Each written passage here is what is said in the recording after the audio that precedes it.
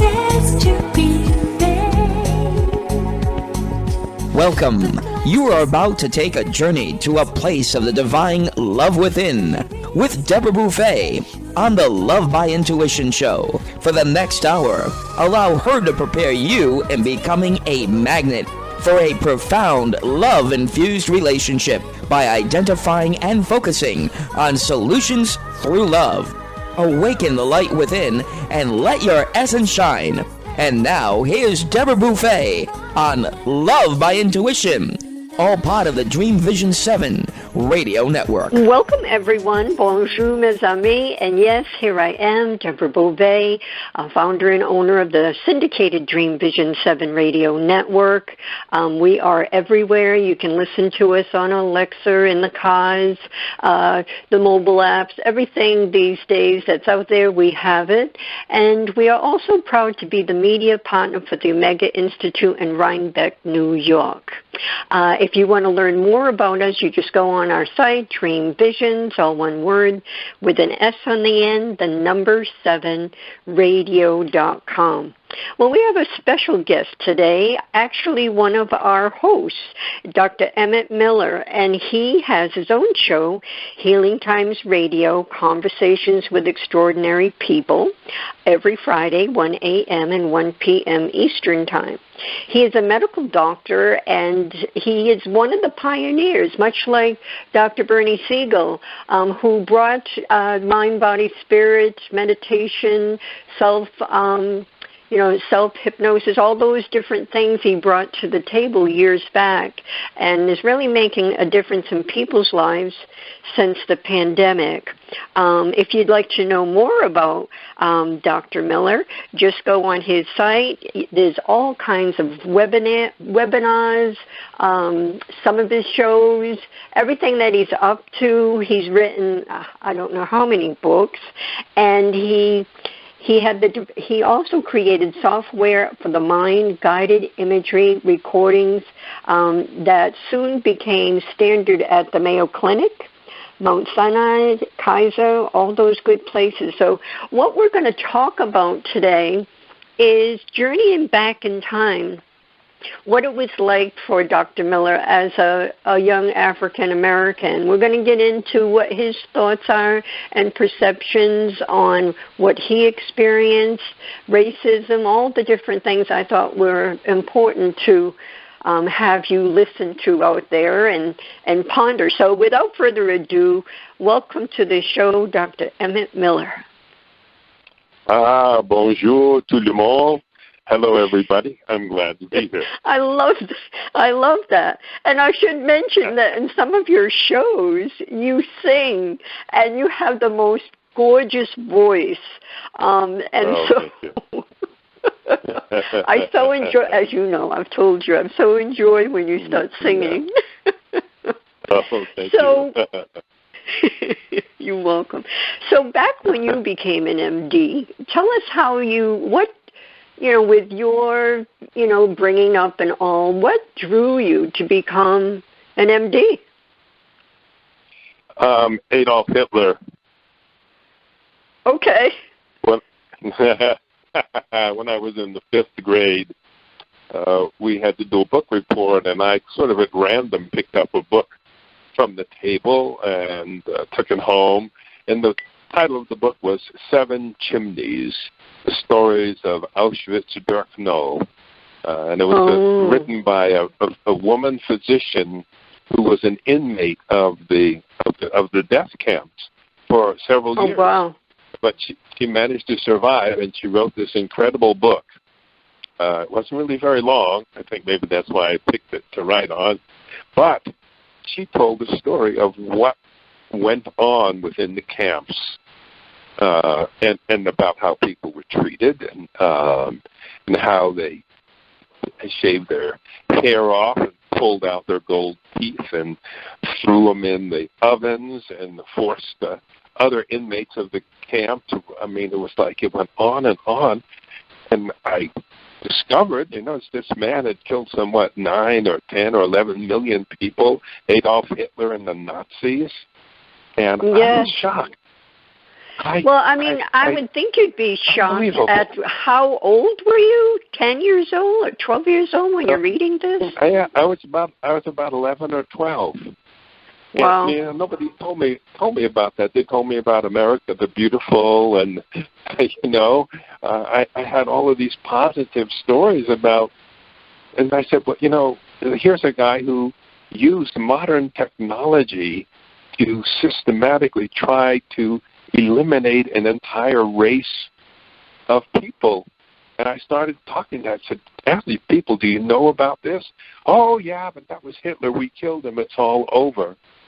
And I could perceive that they were not seeing the truth. They hadn't read the book. I mean, it wasn't until Schindler's List that most of the world really began to get a sense of the horror that had been released at that time. And I said, this is going to destroy the world if someone doesn't do something about it. And I was young. I was very smart.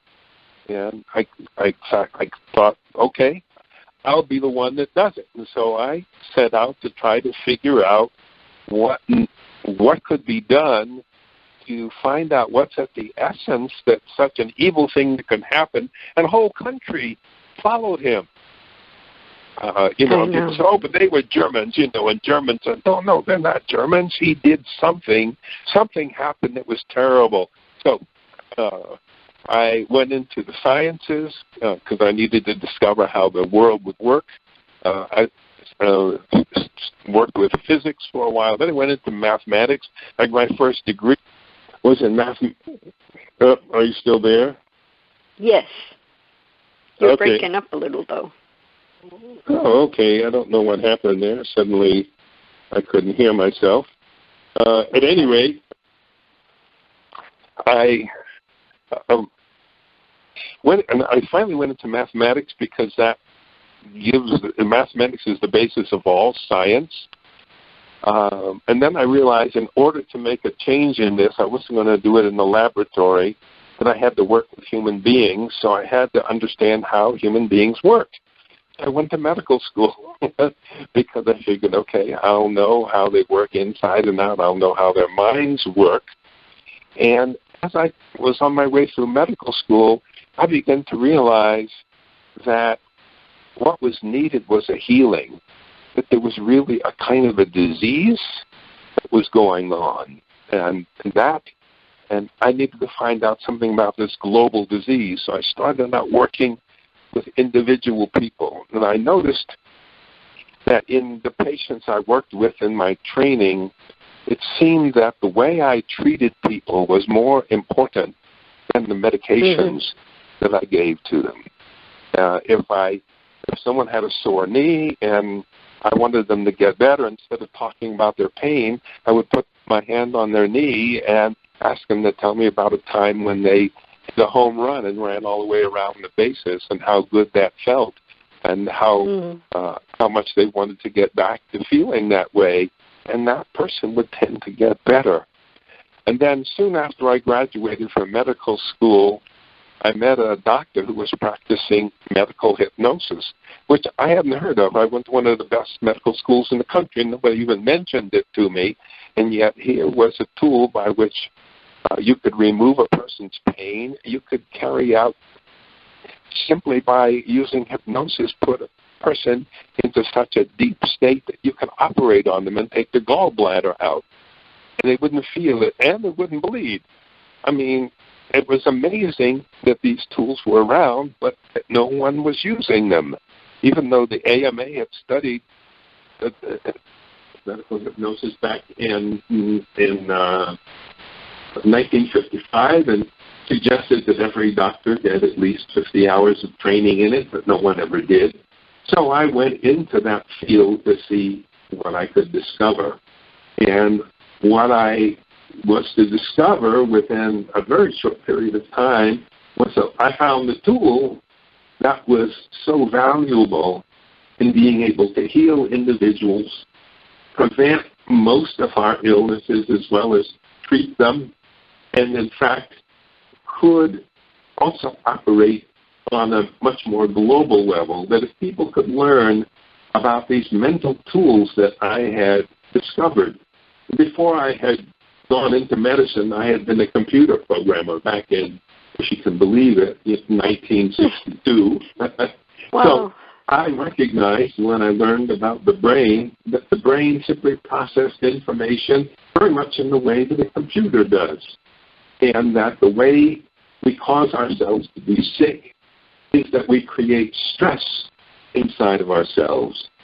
We keep turning on the fight or flight reaction, which then weakens our resistance to diseases, and we get sick, and it creates muscle pains and headaches and stomach aches and asthma, and it decimates our immune system and chops the telomeres off the ends of our chromosomes, and we die earlier. It was simply because we did not know how to use our minds. That we have two minds. We have the conscious mind that we're aware of, but underneath it there's an unconscious mind. It's a part of the mind that lives in the paleocortex, the paleomammalian cortex of the brain. It's basically a monkey mind that's inside. And so when things go wrong, we react to those things that go wrong. Like on my radio show this morning, the internet went out. And, there's a whole bunch of people who are listening to me, and all of a sudden they're not hearing me anymore. And I start getting email, what's going on? That happens, a person gets really angry. What are we getting angry for? Getting angry is something that's truly of value when our lives are in danger within the next 5 seconds or so. Or we get really anxious about, am I going to pass that test? And then we get anxious. So the anxiety is the fight or flight reaction. We want to run away from something that's a physical threat, but there is no physical threat there. So what that does is it creates an imbalance within the body that goes on to become disease. And what I found was that what's necessary is, first of all, to learn how to take charge of the unconscious mind. The best way to do that is through deep relaxation, meditation, deep prayer, autogenic training. There's all kinds of techniques that if we learn it, then we have a mental tool that we can use to grow quiet inside. It was not long after finishing that I met a doctor who introduced me to medical hypnosis, which was wonderful because I had found the tool that I needed. I had realized from my experience when learning to program computers in the early 60s, and I learned about the human mind, and I realized that the mind worked very much like a computer in terms of it takes inputs, it processes the inputs, and then it gives results. And so when I learned about medical hypnosis, well then, this was a wonderful tool that had been around for a long time, but people didn't seem to realize its power. And I realized that when a person goes into a hypnotic state or a deeply meditative state or a deep state of prayer, that the mind opens in a certain way that it's possible to communicate directly with the monkey mind, with this limbic system that is composed of the amygdala and the hypothalamus and the hippocampus and the cingulate gyrus. It's where our emotions come from. And it's actually because we do not know how to interact with our emotions that we end up creating stress inside of ourselves. And that stress has the effect of basically, when we're under stress, the body shifts away. We're blocked from thinking because your organism thinks that you're going to die in a few seconds if you don't fight or flight. And so you don't want to be writing poems or thinking about theories of the future. You want to run or kill. And so it turns off the higher levels of the mind. That's why when we're under stress, we tend to make such terrible decisions. whether it's to buy this or sell this or drink another bottle of this or shoot this chemical into our arm or to kick the dog or yell at our wife or husband. I mean, we do things that don't make any sense. Not only that, but the stress creates illness in your body because it tears the body down. It's almost as if the body's trying to dissolve your bodily organs and turn them into glucose so that you can fight off the saber-toothed tiger or run before the landslide gets to you. And that's how stress makes us sick and how it kills us. It chops the ends off of our chromosomes, the telomeres, which makes us die earlier. And so what I realized that hypnosis is one of the ways anything can get a person to become very, very relaxed. And you become relaxed not by taking a pill, but by guiding your mind to think in a certain way. It's what I call selective awareness, or it's come to be known as mindfulness. And by guiding your mind consciously and intentionally to get quieter and quieter, your body becomes quieter. You turn off the stress reaction. That begins to heal you immediately. But in addition, we can now begin to reprogram the behavior of the subconscious level of the mind. And because audio tapes had been invented, and I came up with the idea, I can put this whole thing on the audio tapes and then distribute them throughout the country, throughout the world, really, and people can begin to learn that there's such a thing as stress. The stress is extremely important, that we can use states of deep relaxation and what we call cognitive restructuring to change how you're thinking. You can bring about relief of the stress, but the other thing is you can now begin to use the higher part of your mind, which you can't do until you turn off the stress. Then you can come up with better analysis of what's going on. You can come up with a strategy that's really, really effective, and you can tap into your wisdom, and you can tap into your spiritual guidance because you're not running away from a monster at that point. So that's what I've been doing is applying. You need this, especially now after the pandemic. People, if there was ever a time they needed to calm their mind and calm their hearts and all, it would be now. Yes. We're going to take a break, everyone. We're going to be back more with Dr. Emmett Miller, and we're going to have a number of questions that we have. So stay with us. Don't go away. We'll be back in a moment. Experience a different yet profound healing with Reconnective Healing. Includes yet expands beyond any and all known forms of energy healing. The Reconnective Healing spectrum is comprised of the full healing and evolutionary continuum of energy, light, and information. It allows for healings that are not just physical, not just mental, not just emotional, yet go beyond that to bring healing that includes the evolution of your very being and essence. Deborah Beauvais, trained and certified by world-renowned Dr. Eric Pearl, offers appointment hours at Seacock Family Chiropractic in Seacock, Massachusetts. For questions or to set up both distance or local sessions, call Deborah at 508-431-1959.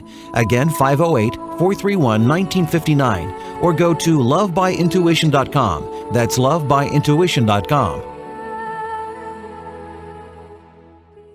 Take a journey to a place of the divine love within with Deborah Beauvais on the Love by Intuition Show, Monday through Friday at 6 p.m. and 6 a.m. Eastern. Our message is love in the purest form. The light within us all is a guide to recall our beginning, to learn to love self and humankind, and to feel the higher power of our own divinity. To attract love, one needs to be love.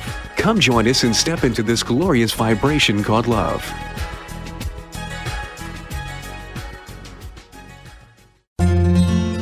After narrowly surviving the attack on Sandy Hook Elementary, first grade teacher Caitlin Roy DeBellis was left searching for answers that would never come. Eventually, she chose to focus on questions that could be answered. How do I make sure this tragedy doesn't define us? How do we get our control back?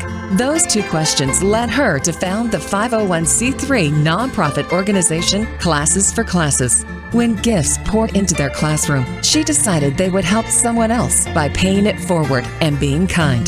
This developed into a social network which allows K through 8 classrooms to connect so that every student in the United States can learn these crucial lessons. Classes for Classes' mission is to build students' social emotional intelligence by connecting them to care. All C4C projects are crowdfunded. Any teacher in the U.S. can visit classesforclasses.org. That's classes, the number 4, classes.org. Sign up today. Delight your kids with an enchanting journey by reading the Paper Dog Kids children's book by Deborah Beauvais and Janine Sullivan. There's even a catchy tune, Kids for Love Song, produced by Bob Sherwood and sung by kids just like yours. The story weaves around 7 paper dolls flying around the world doing good deeds as they bring important attention to our endangered animal friends. There's even a magical ring with a universal message. Kids become interested in service projects, action through compassion, and planting seeds that nurture positive change. The Paper Doll Kids and Kids for Love Song are a production of the Kids for Love Project. Get the book now on Amazon Kindle and the song on CD Baby or iTunes. During a time when the veil between worlds is thinnest, join expert mediums to make contact with angels, departed loved ones, and your highest self. Guided by experts in mediumship, clairvoyance, and spirit guide communication, discover how to harness the wisdom from the other side. Mention discount code DREAM for 20% off when you register for the Wisdom Beyond the Veil at Omega Institute in Rhinebeck, New York, October 29th to the 31st. Learn more at eomega.org. This is Dream Vision 7 Radio Network, uniting mankind with universal love. Our shows are created from the heart, bringing each listener to a place of divine enlightenment. Breathe, relax, and enjoy. Let life flow. And we are back. You're listening to the Love by Intuition show, which is heard Monday through Friday, 6 a.m. and 6 p.m. Eastern Time. And I would love for everyone to just take a moment and go on our station site, check it out. We give books away every month. We're into all kinds of things. And every host, just like Dr. Emmett, is there to make a difference in the world, to rise everyone up, to really go within and start healing whatever is ailing you. And then when we are in that frequency of love and unity, that's usually when something new will be created in the world, and we can eliminate all the things that are so devastating right now. So one of the things I wanted to ask you, Dr. Miller, is when you were in school, I imagine, because there aren't that many medical doctors now, I imagine that you were one of the few African-American MDs. Mm-hmm. Is that true? I was. Yes, it was the first American, African-American, who even attended my school, which is Albert Einstein College of Medicine, even that level, and we're talking about in 1964. It was that unusual. Most of what I did, I was the first African American, or Negro, as they used to call us in those days, who had gone to these, who made it up. Because there's so many forces acting against you in a racist nation like this, particularly as it had been at that time, and was unknown to everybody. Most people weren't aware of it, like they weren't aware of Adolf Hitler and exactly what was going on with him. They weren't aware of how we were destroying ourselves with our racism, wasting incredible talent, and did everything that they could to waste me. They tried to put me into an institution for those who were retarded. I mean, they actually thought I was retarded. What do you mean? It's nothing like that. And it was just like, and every time you got up on the new step, there'd be somebody that tried to knock you down because of that. So it was a very, very difficult time, but so very instructive, because they're busy knocking down a lot of people. They're doing it to Chicanos. They do it to women. They do it to Jews. There's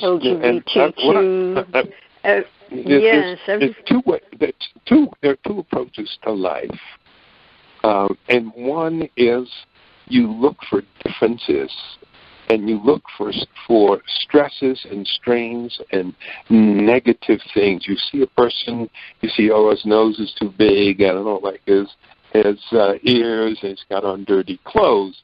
The other way of looking at things is you see what's positive. And that is a way of looking at the world through the eyes of love. Because the eyes of love tell us that we're all part of the same thing. We're all one.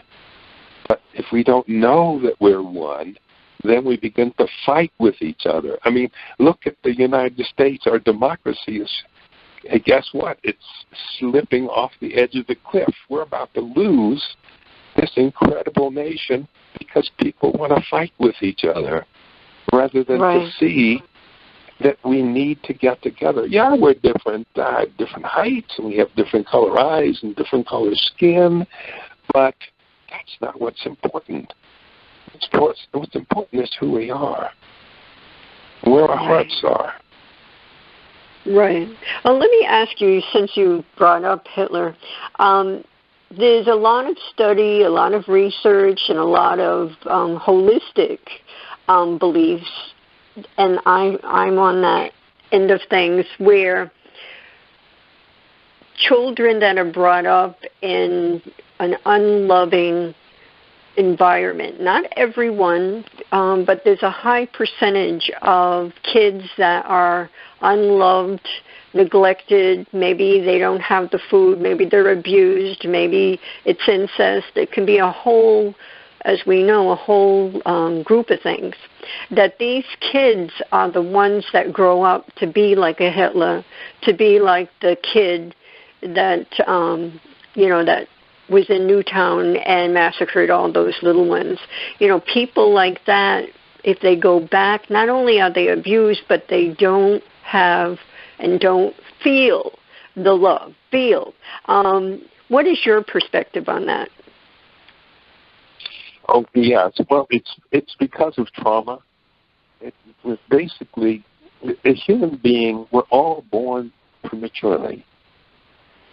Most other animals, when they're born, they can do things like take a wildebeest in the African wild. The animal was born, and within 20 minutes, it's able to run 25 miles an hour to keep up with the herd. As a human being, incredibly helpless for months. We are born immature. We're born too soon, because if we stayed any longer in the uterus, our heads would be too large to pass through our mother's pelvis. So we're born super sensitive. And right after when we're born, we should be held, we should be loved, we should be protected from loud noises, and we should be surrounded with positive feeling. We're very sensitive, and we can be harmed very quickly. And we're very aware. When we're born, we're aware. A newborn child can detect its mother's voice. It can detect the language that its mother is speaking in and tell it from other languages, just from the rhythm of what it's able to hear from being inside. So sensitive. We need to be surrounded with love for that first year or year and a half, and we need to feel like we're the center of the universe. And good mothers know how to do this. And so gradually we begin to learn that there are challenges in the world, but we learn it from a place of feeling loved, feeling needed, feeling important, and feeling that we belong. And all you have to do is come along and bring in a mother who's off being depressed so she can't take care of the baby, a father who gets drunk and yells, a little sister or brother who anything can happen, and each of those things is a trauma. And those people who are most sensitive to the trauma are most injured. And so what they do is they suppress their loving part. They block themselves from being vulnerable, so they don't feel empathy and they don't feel compassion, because who wants to feel that? Remember when you used to feel it, how you got injured? And so now they go out into the world and they run corporations and they get involved in the military and they do these incredible things. They become rich and they become powerful, and then they abuse people who are underneath them. And that's what we're seeing. So we're seeing people who have some may be born that way, and we call them sociopathic or psychopathic. But what it's really about is that they don't have empathy and they don't have compassion, and they should not be allowed to control people. They shouldn't be the heads of human institutions. Right. And when you think about this country with all the, the corporate institutions and the control and the greed, and right from the top down to the food systems, everything really, needs to be dissolved and restarted. Or I always do my visualizations that everyone feels that love, that ignites within them, so that they will shift, and whatever they're doing, if it's not coming from a place of love, that they will all of a sudden turn their big corporations into something that serves all people and not just themselves. That's right. And I think if the more of us that do that, we can make that change, and then being a conscious consumer. If we don't like what certain companies are doing, we don't buy from them, or don't buy, a certain cereal or a certain product, and then they'll have to create something holistic or organic, whatever. But on another note, I have so much, I may just have you back, Dr. Miller, but how about, what has been done, just in general, the human has destroyed the human. It's just amazing how that has started from day one. And some people will say, well, where is God? But I think that the whole idea of us being on this earth and wherever else we are, that we have that free will, and this is how we learn emotions and accountability and all the different pieces that come with having free will to do harm.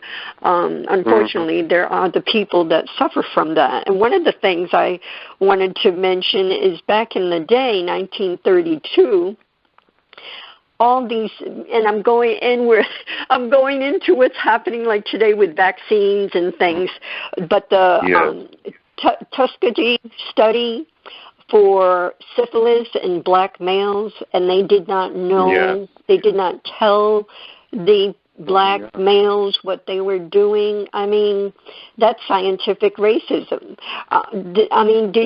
How do you feel about all the different things that have been done, and do you really think we've come a long way? Many of us have come a long way. Many of us.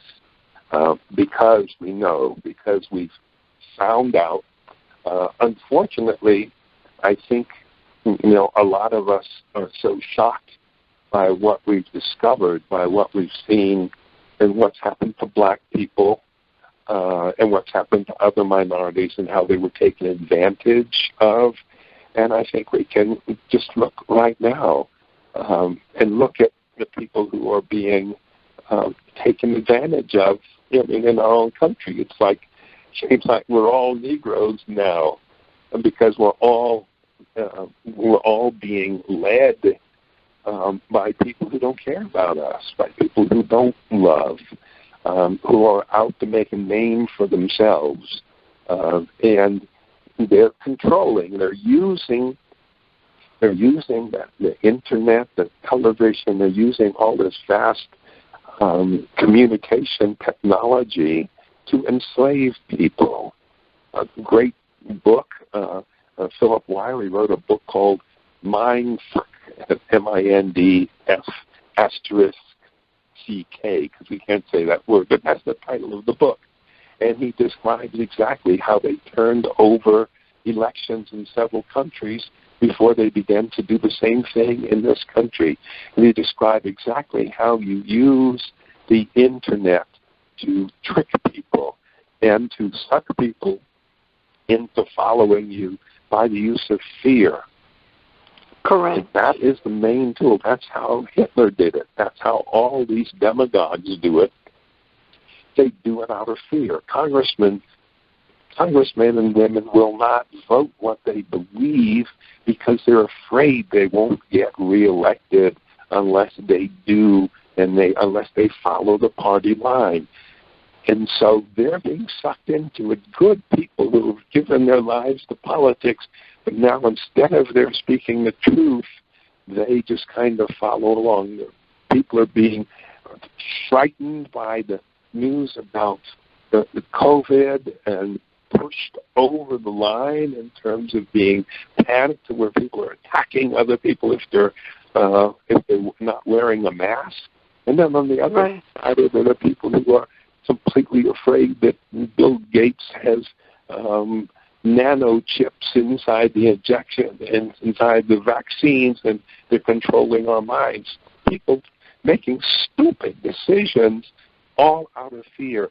Until we attack the fear, until we eliminate the fear in ourselves, and we have to do that individually, then we are going to be controlled. Right. Now hold that thought, because we need to take another... I'm sorry, Dr. Miller. We need to take another break. We'll be back in a moment, everyone. Don't go away. If you want to get in touch with Dr. Miller, like I said earlier in the show, there are all kinds of information to help you in your meditations, your guided imagery, your hypnosis. Everything is there. And Dr. Miller, you still do coaching, right? And mind-body medicine? I do mind-body medicine for people who don't live in California. I do mind-body coaching through Zoom or through telephone. Right. Good. All right. We'll be back in a moment. Thank you. Take a journey to a place of the divine love within with Deborah Beauvais on the Love by Intuition Show, Monday through Friday at 6 p.m. and 6 a.m. Eastern. Our message is love in the purest form. The light within us all is a guide to recall our beginning, to learn to love self and humankind, and to feel the higher power of our own divinity. To attract love, one needs to be love. Come join us and step into this glorious vibration called love.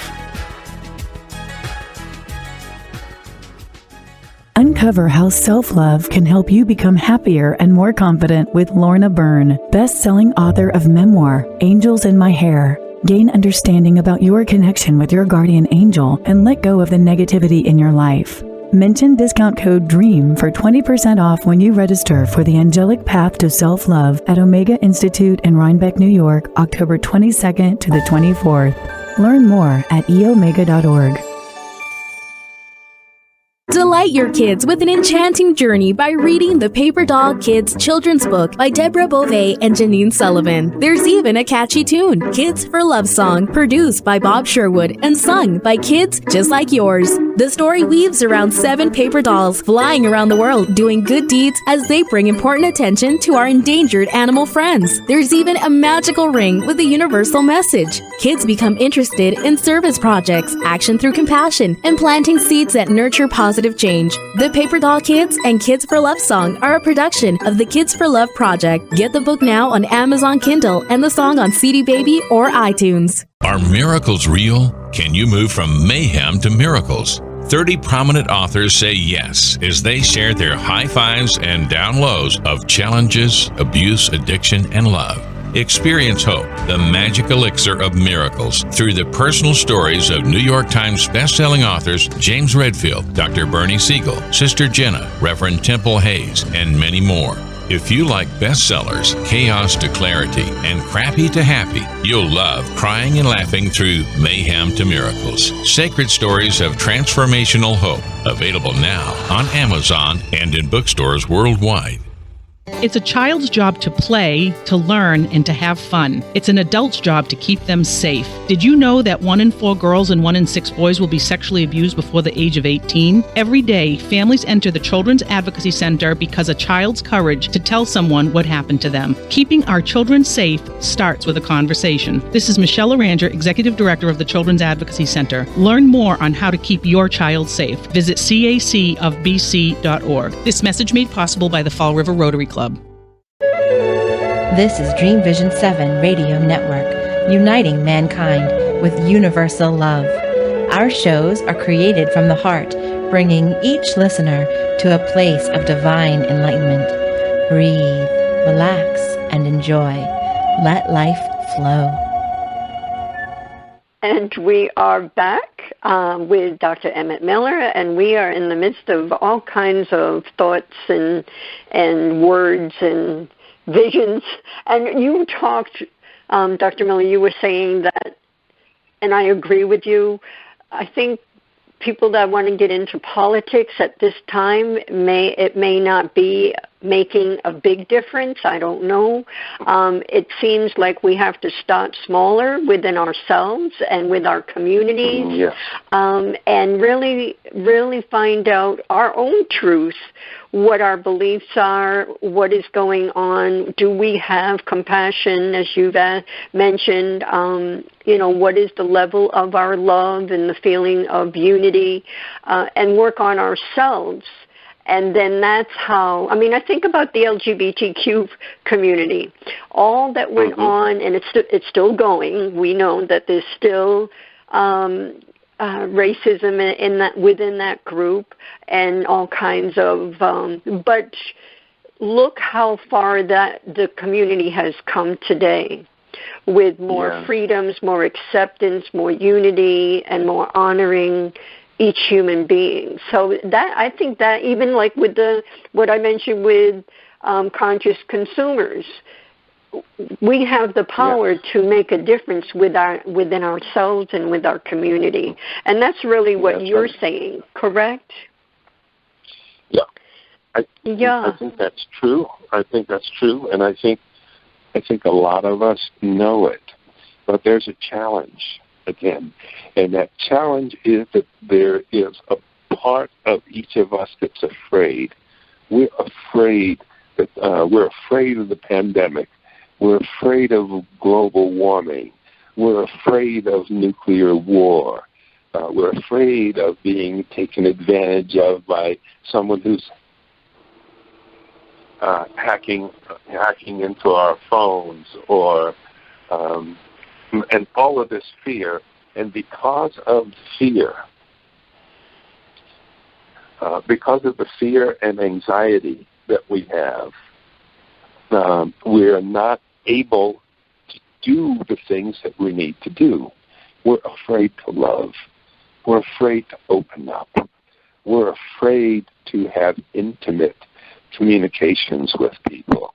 And yet, that is the essence of life. That's what we should have gotten from our loving mother and our loving family and our loving community. But we didn't get it. Instead, we got fear.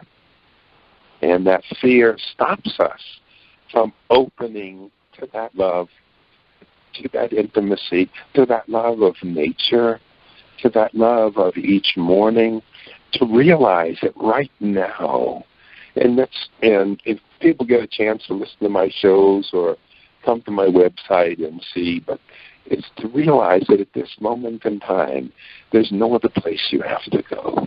There's nothing else you have to do. There's no problem that you have to solve. And therefore, you can give yourself permission to relax And then within a couple of minutes, you can be as calm and relaxed as if you've been on vacation for a week, if you know how to do it. And once you're at that state of body and mind and emotions, then you can choose to do the right thing. And your body will do it. And your emotions will open. And you can lead with love and with compassion. In everything that you do, it radiates from your being. It radiates from your voice. If I'm in a place of love, then you'll hear that love in my voice. If I'm in that place of love, you'll feel it in my touch. You'll hear it in my songs, see it in my movements. And that's what we need to be. That's where we need to be within ourselves. In order to make the choices that we need to make, we need to stop. Everyone needs to learn how to do this. Otherwise, we will be continually controlled by our fear. And they'll make us afraid of that political party, and they'll make us afraid of people of that color, or people who have that accent, or people who make that sexual choice. What business is it of you who a person chooses to love? If they can choose to love, by all means, do it. Love your turtle. I'm not going to say something wrong with you because you love your turtle. Yeah. Right. So in that way, to be able to see ourselves in each other, we have to open up.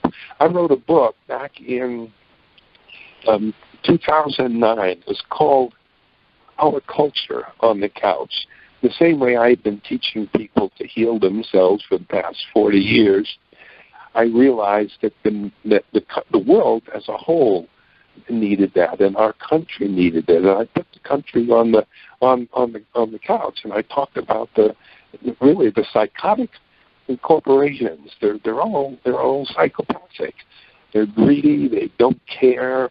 They all follow the definition of being sociopathic. And the title was Our Culture on the Couch: 7 Steps to Global Healing. And I said in there that unless we take a look at this negative way we look at things, where we're looking at differences and we're looking for arguments and problems rather than see the goodness that's there, I described that we would be in exactly the position that we're in now, 10 years later. It's almost too late, but not quite. And it's time for us to stop and learn how to appreciate the beauty that's inside of us. And we are so lucky to have lived this long and to have experienced what we've experienced. We should be filled with gratitude every moment of every day.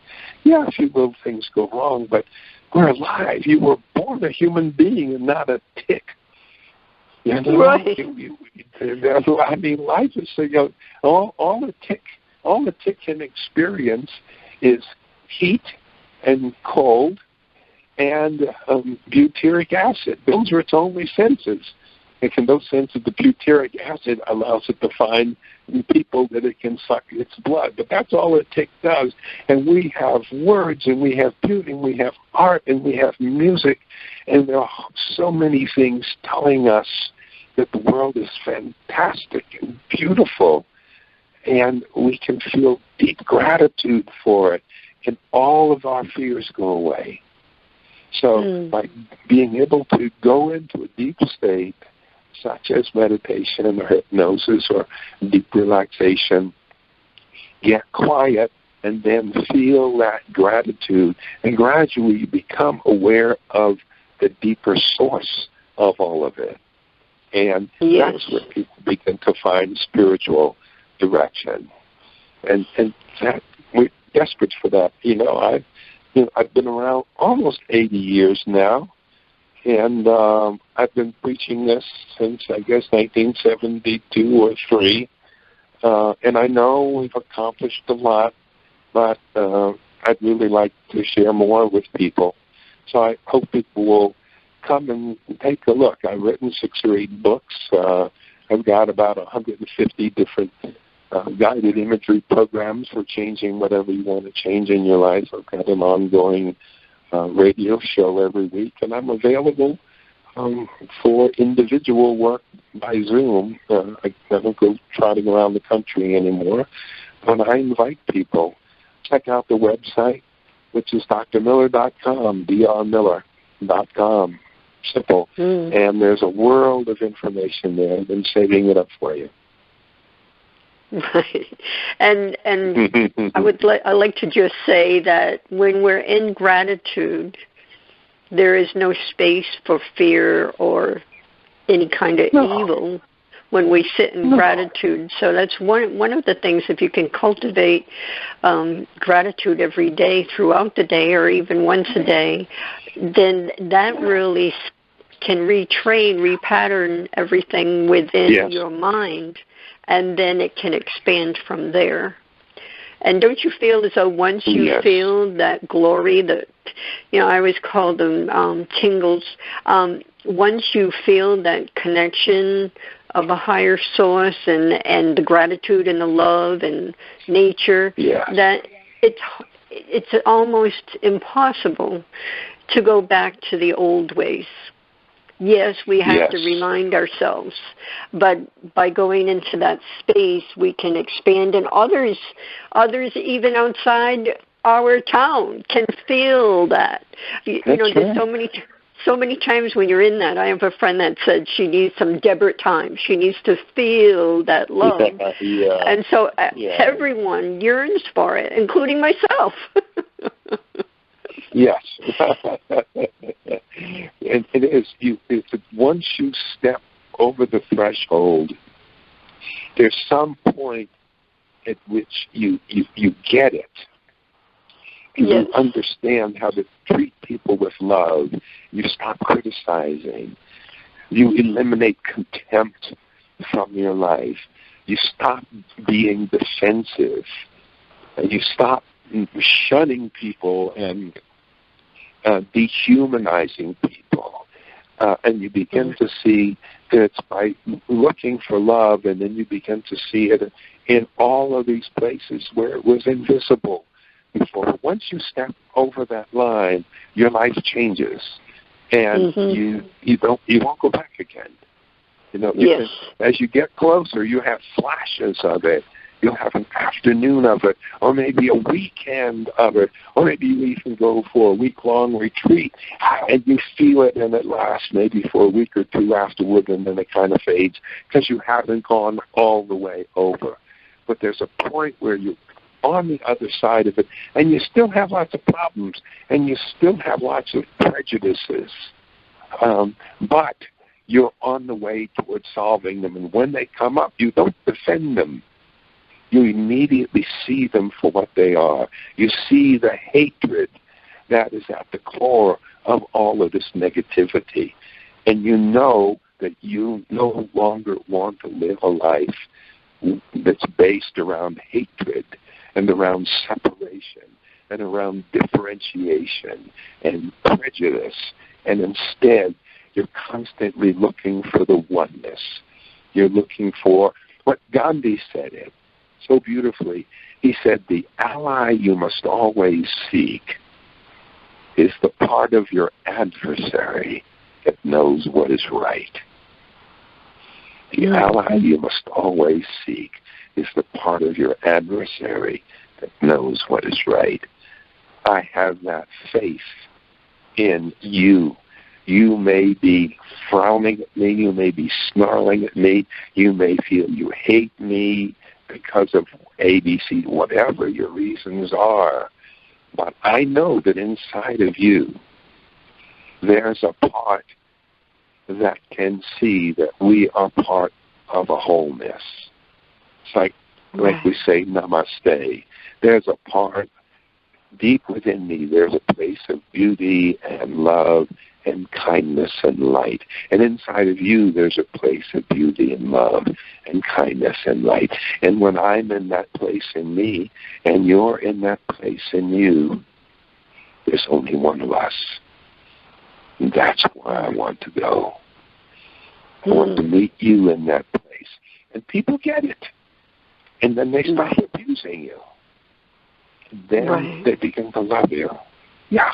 Mm-hmm. And that's what we need to be doing every day, everybody. And thank you so much for putting that word out there, Deborah. People need to keep hearing it. You're welcome. And I just felt strongly that I had to have you on the show. I mean, it's been a couple of years since you've been on the show, and you've got to come back again because your wisdom and all that you are, I can feel it. And I know you're doing such, your work for your whole life has been to make a difference and elevate the human race. And you've got a lot you offer now is just critical for what we are living in today. That's right. So I thank you. We have to do it. Yeah, I thank you so very much, Emmett, Dr. Miller. You're very, very welcome, Deborah. And we're going to have you back. In the new year, we'll have you back because every time someone hears your voice, they will make a change. I just know it. Next time I'll do an experience for people and just show them how right now in this moment we can go to that place of silence inside that I'm talking about. Perfect. Let's do it. Okay. We will do Wonderful. that for the beginning of the year. How's that? Très bien. Très bien. That's excellent.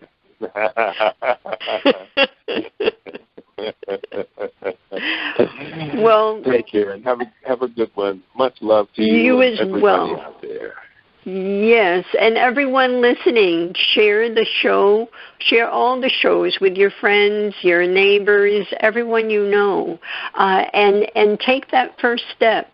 Go within and just listen to your heart, listen to your breathing. Just go within and start there, and then look at Dr. Miller's website, drmiller.com, and everyone, till the next time we come together, au revoir.